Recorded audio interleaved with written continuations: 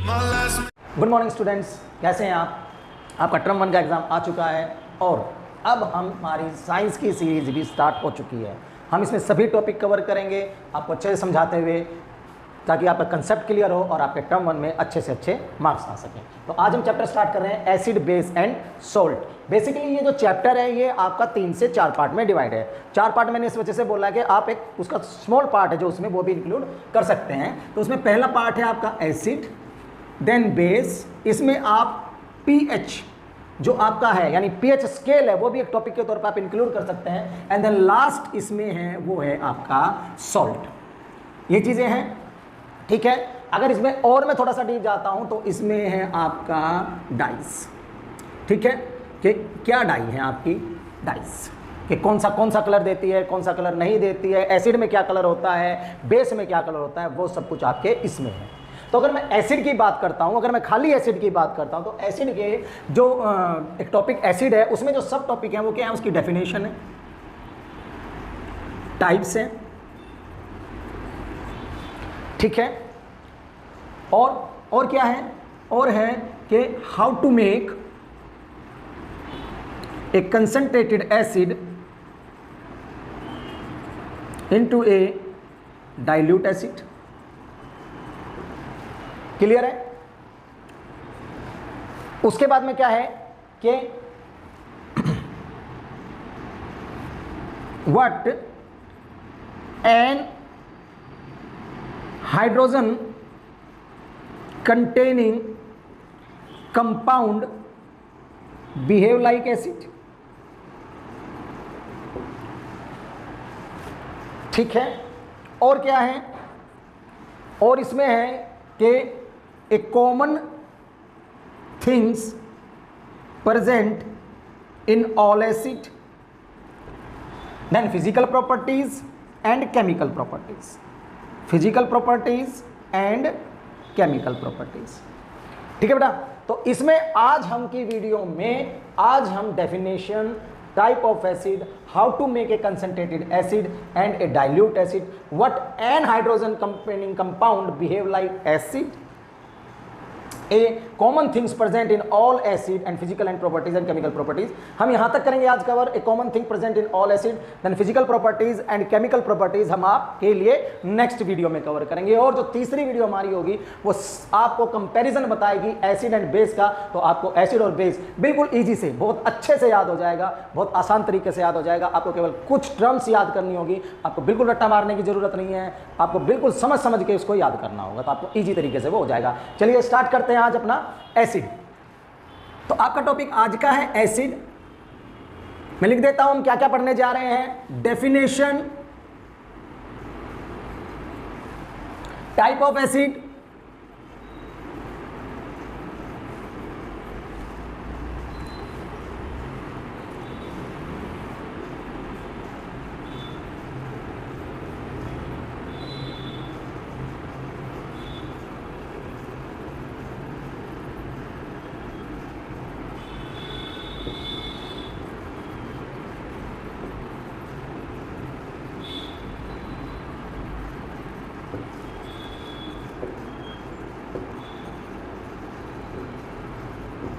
Clear है? ये topic मैंने लिख दिए हैं, इन पे एक एक करके बात करेंगे। तो सबसे पहले आती है आपकी डेफिनेशन। देखिए डेफिनेशन को, एसिड को आप दो तरीके से डिफाइन कर सकते हैं। पहला है फिजिकली, यानी कि किस चीज को टेस्ट करने से, छूने से आपको पता चल रहा है तो वो होता है फिजिकली। तो फिजिकली हम एसिड को कैसे डिफाइन करेंगे कि दो substance which has sour test, यानी ऐसे पदार्थ जिनका टेस्ट क्या है, खट्टा है, वो क्या कहलाते हैं, आपके एसिड कहलाते हैं। तो those substance which has sour taste are known as acids. ये हमारी फिजिकली डेफिनेशन थी, यानी हम उनको टेस्ट करके बता सकते हैं, ठीक है। अब जो है वो एक केमिकल चेंज के ऊपर बेस्ड एक डेफिनेशन है। क्या डेफिनेशन है कि those substance which produce hydrogen ion in their aqueous solution is known as acid, ठीक है। Those substance which produce hydrogen ion in their aqueous solution is known as acids. Clear है ये चीजें? तो देखिए द डेफिनेशन में मैं लिखता हूं, डेफिनेशन, क्या डेफिनेशन दे सकते हैं आप बेटा कि those substance which have sour taste are known as acid। और दूसरे तरीके से कैसे डिफाइन कर सकते हैं कि those substance which produced hydrogen ion in their aqueous solution is known as या are known as acids। Clear है ये चीज? तो बिल्कुल इजी है कि ऐसे सब्सटेंस जो बिल्कुल खट्टे होते हैं टेस्ट में, उनको क्या कहते हैं? एसिड कहते हैं। या वो सब्सटेंस जो हाइड्रोजन आयन प्रोड्यूस करते हैं अपने एक्वा सॉल्यूशन में, वो क्या कहलाते हैं? आपके एसिड कहलाते हैं। ठीक है, क्लियर है ये चीज? अब आते हैं टाइप ऑफ एसिड पे। टाइप्स ऑफ एसिड्स तो कैसे कैसे क्लासिफाई कर सकते हो? Classification of acid on the basis of source. Clear है ये चीज? ठीक है। Second, classification of acid on the basis of basicity. ठीक है। Third, classification of acids on the basis of concentration. ठीक है। और एक चौथी और है, मैं यहां पे लिख देता हूं कि क्लासिफिकेशन ऑफ एसिड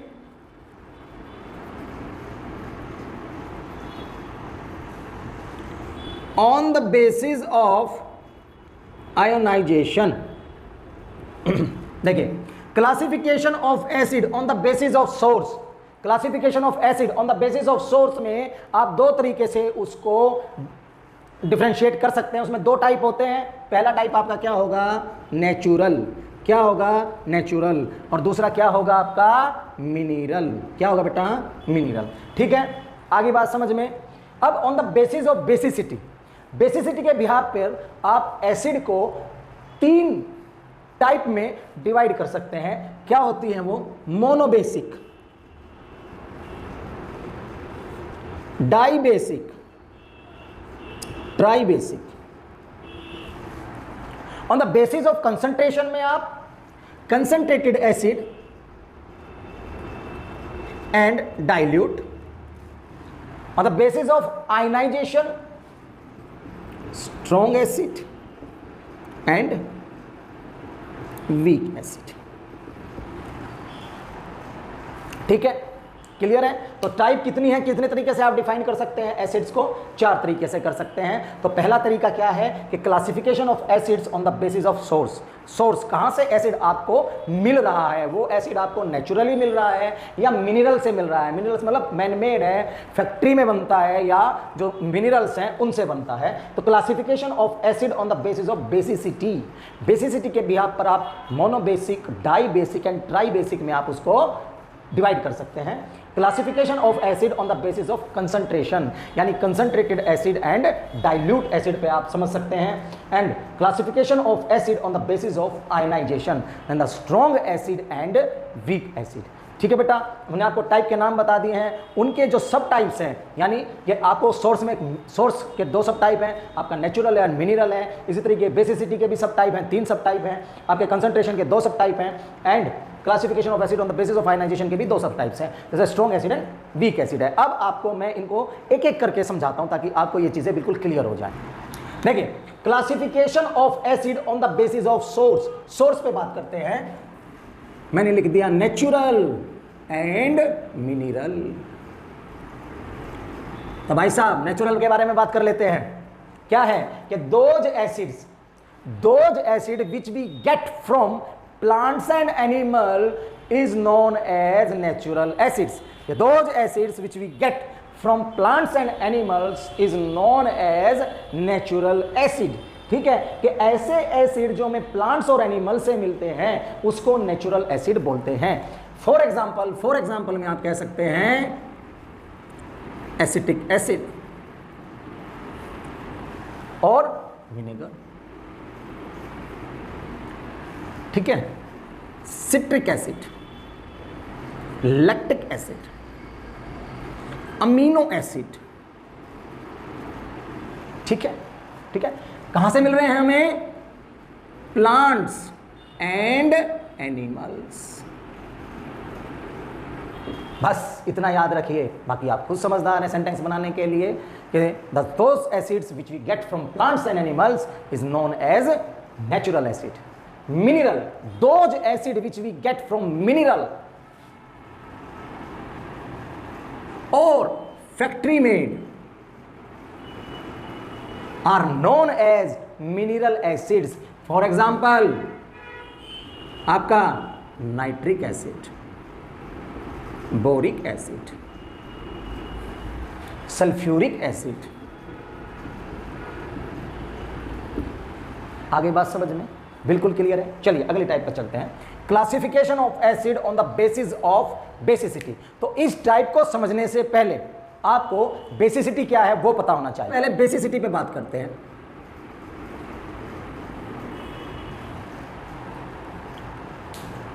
तो बेसिसिटी अगर मैं सिंपल भाषा में बात करूं जो आपको बिल्कुल इजी तरीके से समझ में आए, ठीक है, तो बेसिसिटी होता है कि कितने एसिड के मॉलिक्यूल्स हैं जो हाइड्रोजन आयन लिबरेट करते हैं to neutralise the hydroxide ion in an solution. ठीक है, किसी भी सॉल्यूशन में न्यूट्रलाइज करने के लिए कितने हाइड्रोजन आयन लिबरेट होते हैं through a acid molecule is known as the basicity. Clear है? बिल्कुल क्लियर। चलिए मोनोबेसिक की बात करते हैं, डाई बेसिक की बात करते हैं, ट्राई बेसिक की बात करते हैं। Monobasic, when one molecule of an acid produce one hydrogen ion in their aqueous solution after complete ionization is known as monobasic। दूसरे तरीके से भी कह सकते हैं कि after complete ionisation when one molecule of an acid produce one hydrogen ion in their aqueous solution is known as monobasic acid. ठीक है, कि यानी कि एक मॉलिक्यूल जो है हाइड्रोजन का, एक मॉलिक्यूल जो एसिड का है वो एक हाइड्रोजन आयन अगर लिबरेट करता है तो उसको क्या कहते हैं जी? मोनोबेसिक। अब डाइबेसिक पे आ जाइए। बिल्कुल सिंपल है, बिल्कुल सिंपल, आपको बिल्कुल मजा आएगा करने में कि dibasic after complete ionisation when one molecule of an acid produced two hydrogen ion. देखिए बिल्कुल सिंपल है, वन की जगह क्या लिख दिया है? Two hydrogen ion in their aqueous solution is known as dibasic. Clear है ये चीज? ठीक है, तो ये कितने दे रहा है जी आपको? 2 हाइड्रोजन आयन दे रहा है। ट्राइबेसिक, अब बिल्कुल सिंपल है, after complete ionisation when one molecule of an acid produce 3 hydrogen ion in their aqueous solution is known as tribasic. Clear है? कुछ मुश्किल नहीं था, केवल 2 चीज याद रखनी है कि after complete ionisation molecule of acid produce 1 hydrogen ion, produce 2 hydrogen ion, produce 3 hydrogen ion in an aqueous solution is known as monobasic, dibasic, tribasic.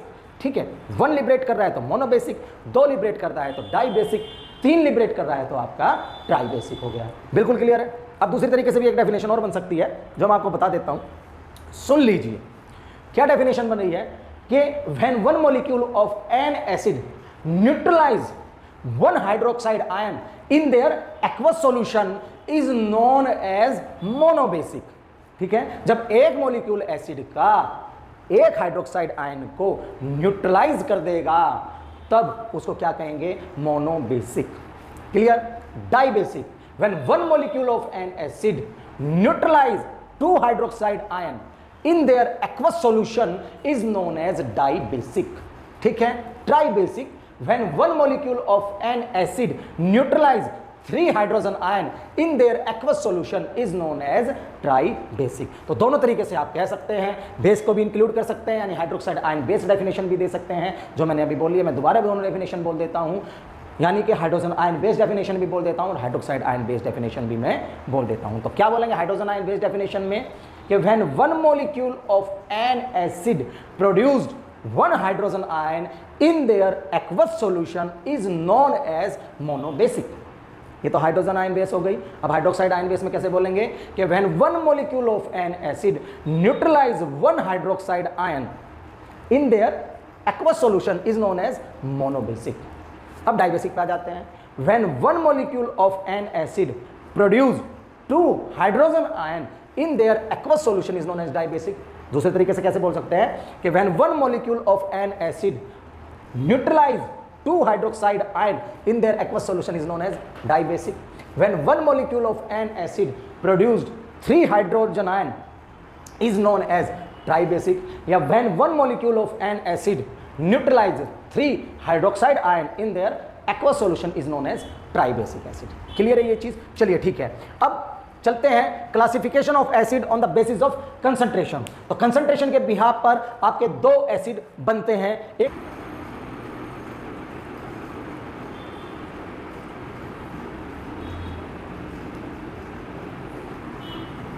On the behalf of concentration. तो कैसे लिखेंगे देखिए, when an acid contain less amount of water than its own mass, less amount of water,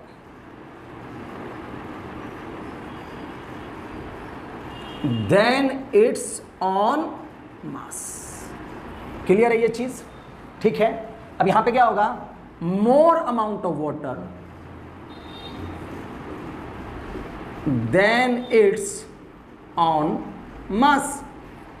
ठीक है, clear है ये चीज कि लेस अमाउंट ऑफ वाटर अगर है इसके मास के कंपैरिजन में, उसके और टोटल ओवरऑल मास के कंपैरिजन में, तो वो क्या होगा, कंसंट्रेटेड एसिड होगा। और मोर अमाउंट ऑफ वाटर है अगर ओवरऑल टोटल मास के कंपैरिजन में, तो वो कैसा होगा, आपका डाइल्यूट एसिड होगा। क्लियर है चीज? यानी अगर पानी की मात्रा ज्यादा है एसिड के किसी भी सॉल्यूशन के अंदर इन कंपैरिजन ऑफ एसिड, तो वो क्या कहलाएगा, आपका डाइल्यूट। अगर पानी की मात्रा कम है इन कंपैरिजन ऑफ एसिड, तो वो क्या कहलाएगा, आपका कंसंट्रेटेड एसिड कहलाएगा। अब आता है आपका classification of acid on the basis of ionization. Ionization के बिहाफ पर आप इसको कैसे क्लासिफाई करेंगे?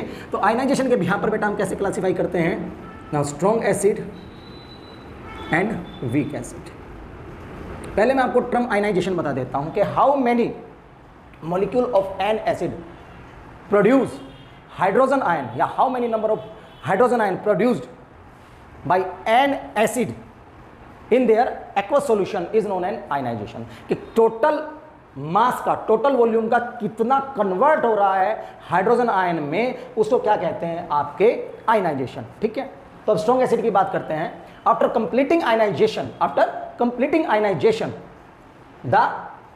द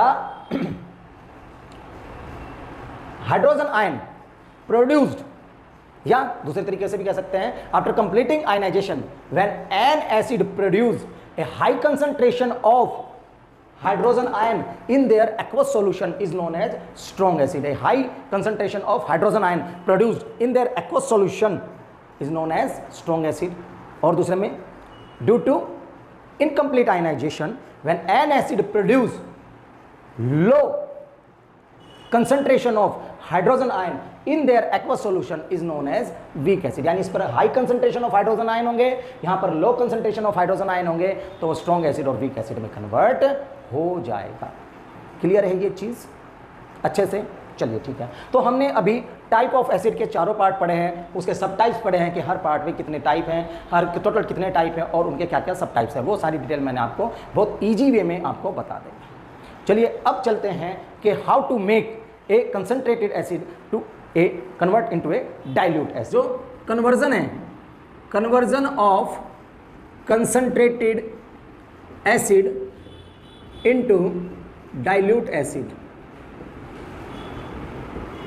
तो क्या है बेसिकली, वो टोटल जो प्रोसेस है वो कैसी प्रोसेस है बेटा, एक्सोथर्मिक प्रोसेस है। यानी उसमें हीट रिलीज होती है, हीट आउट होती है। ठीक है, तो अगर पेपर में आता है कि जब हम एक कंसंट्रेटेड एसिड को एक डाइल्यूट एसिड में कन्वर्ट करते हैं तो प्रोसेस कैसी है, एंडोथर्मिक है, एक्सोथर्मिक है, या एंडोथर्मिक एक्सोथर्मिक दोनों है, या दोनों में से कोई भी नहीं है, तो आप टिक करेंगे एक्सोथर्मिक प्रोसेस में। बेसिकली होता क्या है कि जब किसी कंसनट्रेटेड एसिड को हमें डाइल्यूट एसिड में कन्वर्ट करना होता है, तो हम कंसनट्रेटेड एसिड को बूंद के तौर पे, एक पॉट के तौर पर हम उसमें आपके वाटर में उसको मिक्स करते हैं और उसको स्टीरिंग हिलाते रहते हैं, मिक्स करते रहते हैं, तो आपका कंसनट्रेटेड एसिड डाइल्यूट एसिड में कन्वर्ट हो जाता है। लेकिन कंसनट्रेटेड एसिड को डाइल्यूट बनाते समय हम एसिड में पानी नहीं मिलाते, केवल पानी में एसिड मिलाते हैं। उसका रीज़न मैं आपको बता देता हूं। क्या रीज़न है कि जैसे ही आप एसिड में पानी की बूंद डालेंगे तो केमिकल रिएक्शन स्टार्ट हो जाएगी और एक large amount of heat evolve होगी, एक्सोट निकलेगी, इवोल्व होगी,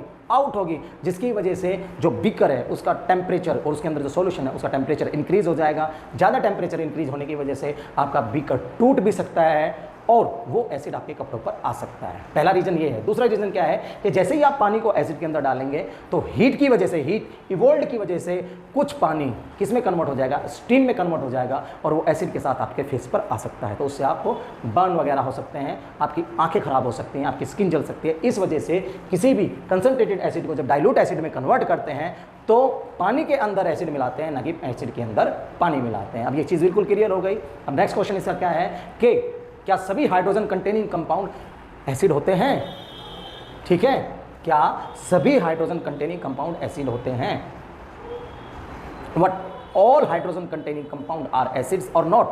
No, all hydrogen containing compound are not acid because only those substance behave like acid which produce hydrogen ion in there aqua solution. यानी कि जो बॉन्डिंग है हाइड्रोजन की वो जिसमें कमज़ोर होती है तो हाइड्रोजन अपने कंपाउंड से अलग हो जाता है और फिर वो क्या क्रिएट करता है, हाइड्रोजन आयन क्रिएट करता है। लेकिन अगर बॉन्डिंग स्ट्रॉन्ग है तो हाइड्रोजन आयन आपका लिबरेट नहीं होगा, जिसकी वजह से वो हाइड्रोजन आयन में कन्वर्ट नहीं होगा और इस वजह से वो एसिडिक कैरेक्टर शो नहीं करेगा। ठीक है, इसका एग्जाम्पल मैं आपको दे देता हूँ C6H12O6 यानी कि ग्लूकोज के अंदर हाइड्रोजन है लेकिन ग्लूकोज कभी भी एसिड की तरीके से बिहेव नहीं करता है क्योंकि इसका जो हाइड्रोजन है वो कार्बन के साथ में टाइटली बॉन्ड है। ठीक है, टाइटली बाउंड है, इसकी वजह से वो अलग नहीं हो पाता और हाइड्रोजन आयन कन्वर्ट नहीं हो पाता। देखिए, किसी भी सॉल्यूशन के अंदर कोई भी अगर सॉल्यूशन है वो एसिड की तरीके से कब बिहेव करेगा, जब उसके अंदर हाइड्रोजन आयन होगा। यानी कि जितने भी एसिड हैं वो